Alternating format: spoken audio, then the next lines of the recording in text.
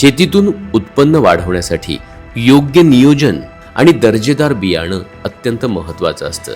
त्यामुळे जळगाव जिल्ह्याचे तत्कालीन जिल्हाधिकारी माननीय श्री आयुष प्रसाद यांच्या संकल्पनेतून न्यूक्लियस बजेट योजनेतून क्लस्टर अंतर्गत 200 आदिवासी बांधवांना मिरची लागवडीसाठी बियाणे वाटप करण्यात आले।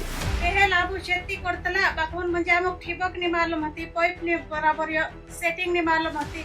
तिसरे कडून जे माणसाय अधिकारी माणसाय जे अमुक आजे खेतो खेतो जाय जान देखाड्या की जी ठिबक अशी लगाडतला जो पाईप ओसू जोडतला एने जो फिल्टर से जो मसिक जो फिल्टर पानी होय ठिबक मा जातलो ती इना बाजू घाण रहतलु जो ठिबक मा जातलु ते तिनामा ठिबक बंद भेजातली करी जो फिल्टर मशीन बसाने देखाड्या मिरची कशी लागवड करणं जो देखाड्या त्या मार्फत अवी औषध कसं फवारणी करणं जो भी देखाड्या की सरकार अमुक आजे छेने दुदू मदत करियो ओ भी अशीच मदत आमरे पर रहनो न अशी आमरी प्रकल्प आणि जेन इरिगेशन यांच्या संयुक्त मानाने जो प्रोजेक्ट राबवला गेलेला आहे तो फार आपण सगळ्यांसमोर दिसत आहे।